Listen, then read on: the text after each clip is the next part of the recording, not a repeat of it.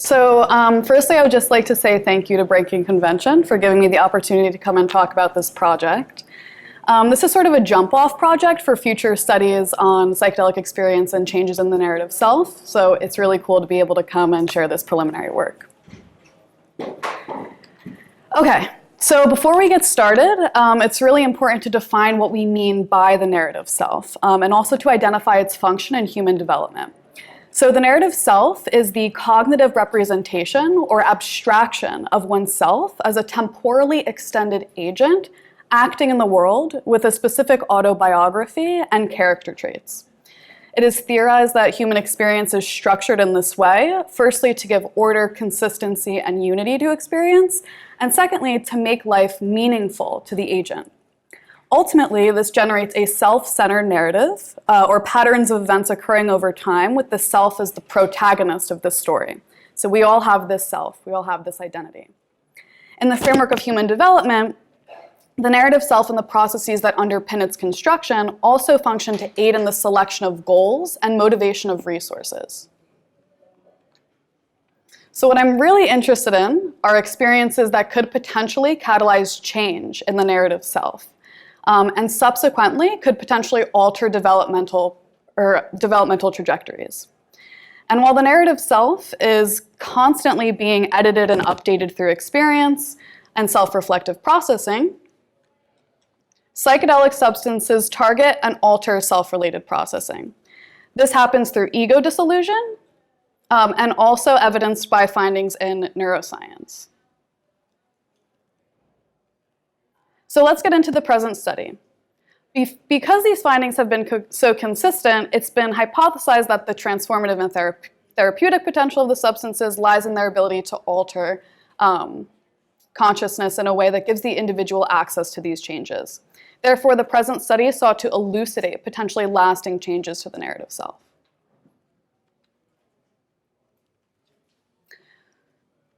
So let's start by talking about participant recruitment.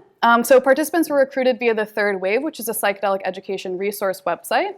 After eliminating responses that did not meet inclusion criteria, 418 participants were included in the final analysis.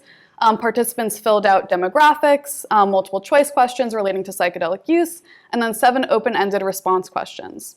So while there are we're going to discuss some descriptive results, the main purpose of this presentation and our first publication is really focused on this qualitative data, this rich subjective experience of the individual. So here are open-ended response questions. So as you can see, these questions were designed to get as much rich information on lasting changes as possible, not necessarily just on the narrative self. So not all of the portions of the reports were coded in this analysis, just those present and meaningful to the research question. So it's important to highlight the objective of qualitative research. Well, it's not to generalize the results, right? So in normal psychology and neuroscience, this is what we try and do. We try to generalize onto the larger population. Qualitative work really seeks to get at the subjective experience of the individual, how these participants report that this experience influenced their narrative self. For analysis, thematic coding was employed. So results take the form of themes and sub-themes that emerged from open-ended responses. So this is an inductive technique. Themes represent interpretations of patterns in the data that are important and meaningful to the research questions. And sub-themes within major themes represent nuanced differences within a major theme. So at the bottom of the slide here, you'll see a participant example. And then you'll see this participant example broken down by meaning unit. So a meaning unit is a discrete phrase, a sentence, or a series of sentences that portrays or conveys one idea or a related set of ideas. So here are our results and the frequency statistics for each major theme and sub-theme. So while themes could pop up more than once in a given report, frequency stats that you see up here are coded as binary. So they were coded as either they were present for the participant or not present for the participant. So here are our major codes, and here are subcodes. So for each sub-theme, I'm going to explain what it is and provide one participant example. The first major theme we're going to look at is self-insight. So we're going to start with changes in self-reflective processing by introducing decentering and objectivity, and then we're going to talk about the 3 different kinds of self-insight that participants reported. So while the narrative self is constituted by self-knowledge, the default mode of introspection is called immersion. So this is the first-person perspective that we all exist in every day. Every time we engage in self-reflective processing, we're immersed in our experience.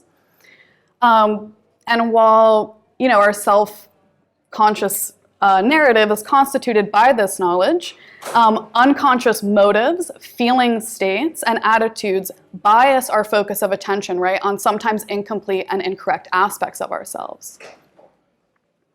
So decentering is the cognitive shift in perspective from within one's subjective experience onto that experience. So this is also called meta-awareness. So participants reported a disidentification from internal experience, a subjective sense of objectivity when thinking about themselves, and reduced reactivity to thought content. So here's our participant example for decentering and objectivity. I'll read this aloud. They help me to have a more enhanced and in-depth experience of myself and to see myself in a new light. For instance, it feels as though the ego strips away and I can see issues in my life without being attached to them, and helps me to peel the layers off myself to see who I am more clearly. So now we're going to talk about general self-knowledge. So historically, psychedelics have been used to enhance access to self-knowledge that was otherwise inaccessible, avoided, or suppressed. So participants in this study also report gaining access to information about themselves that was otherwise not accessible.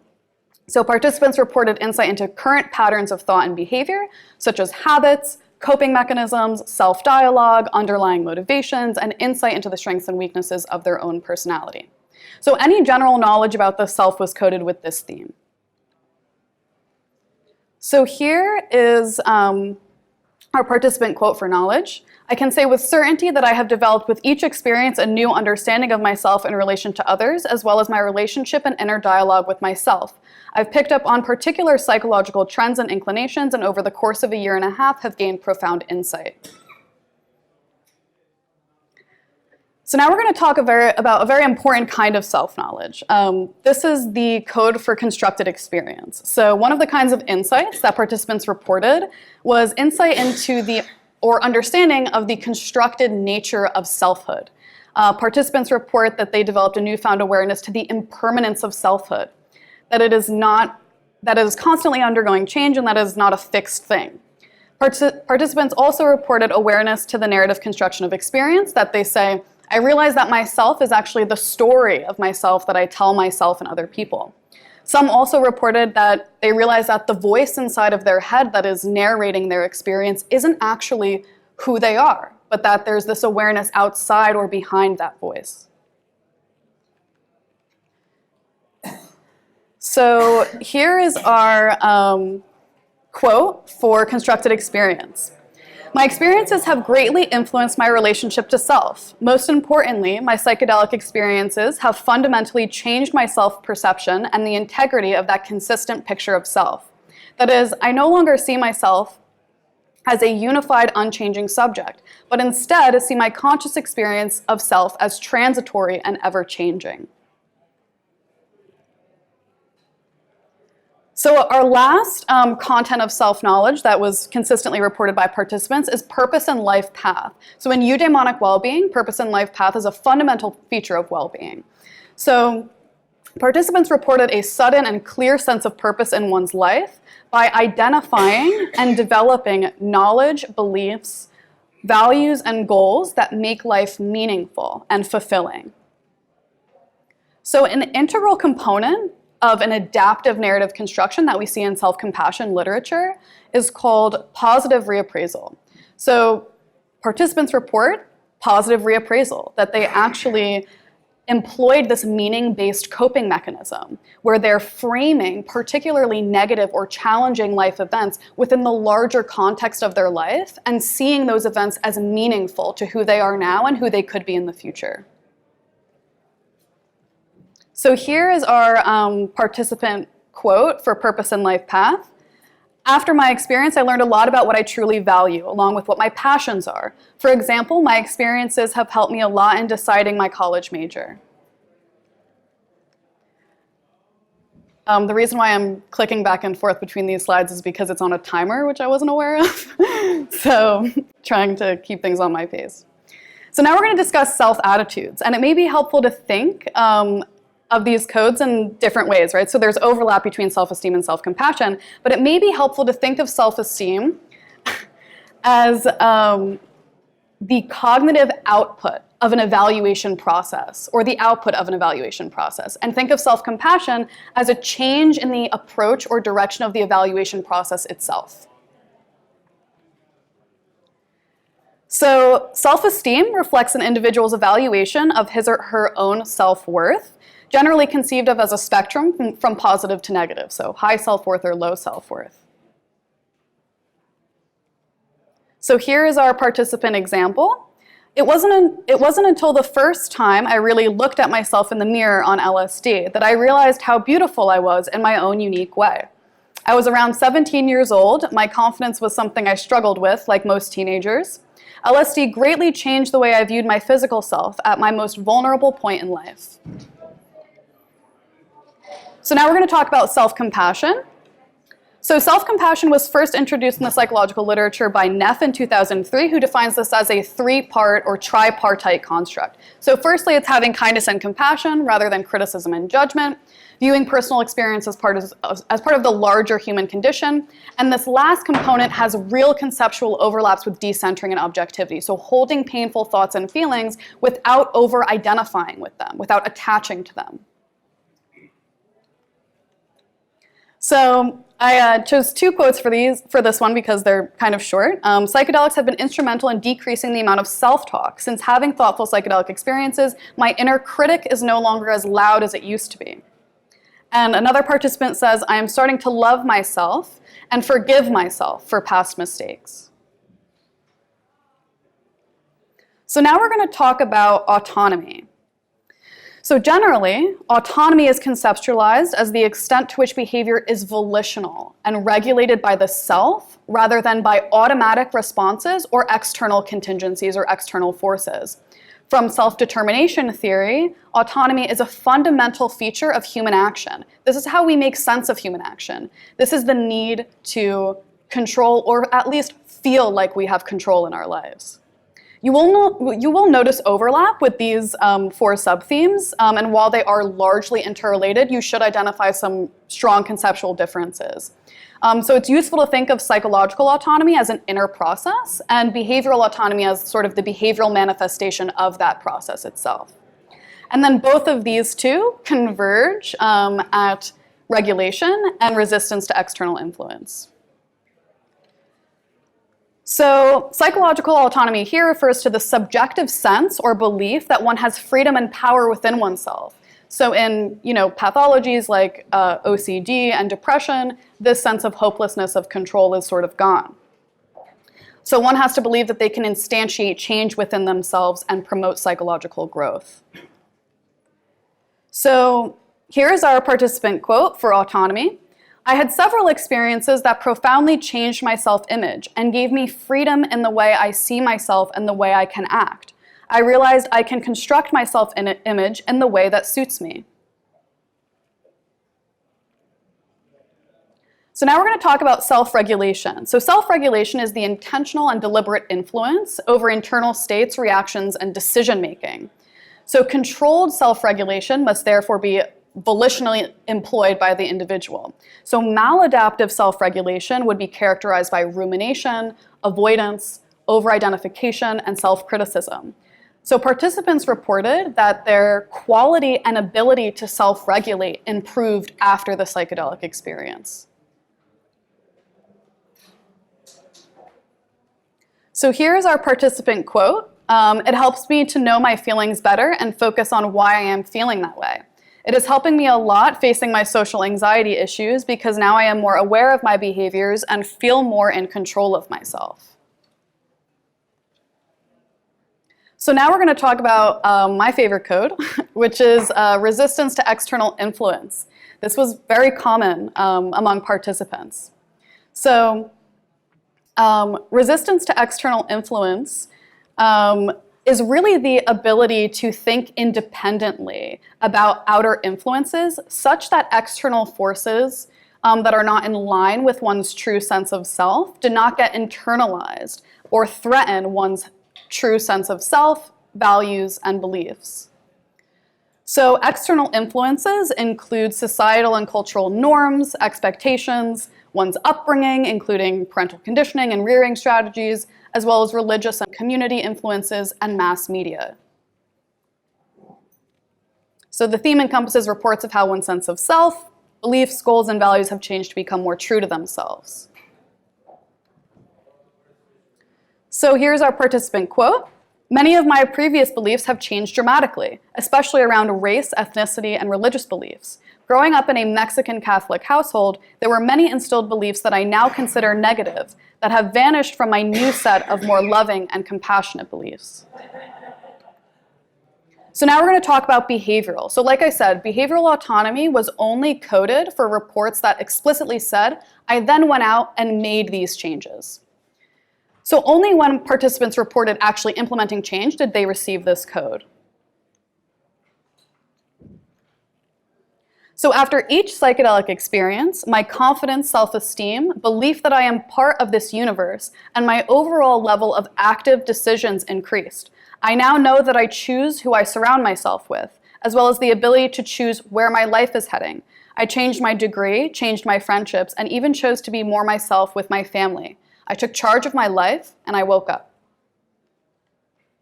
So the last code we're going to talk about is connectedness. So connectedness has been consistently reported by participants in psychedelic therapy and research. In this survey, connectedness was reported and coded as a lasting effect, whereby a sense of connection to oneself, others, and some larger system was very, very common. Some reported that they no longer viewed themselves as a separate entity from the rest of the world, that they were embedded in an environment with the ability to affect and be affected by it. So for some participants, what they meant by this larger system was specified. For some, this larger system had an explicitly spiritual connotation for them, while for others it was an explicitly non-spiritual, where they said there was this recognition or awareness to the interconnectedness of the observable universe around them. Why they needed to make that difference, I'm not sure. That's their own subjective experience. So here's our quote. I rediscovered the love for nature and how we are a part of an extremely complex system.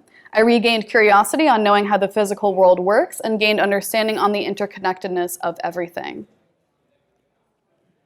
So just some concluding remarks.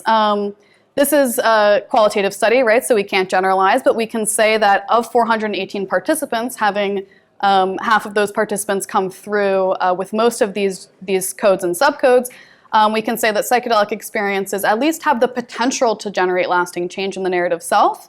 And when we look at what makes a narrative self adaptive from eudaimonic well-being, we can say that from this qualitative study, that there's at least a potential for an adaptive narrative self-construction. So some limitations, right? So we have no control over participants. We can't track change over time whenever we ask and research how we should track change. Usually we set up something longitudinal.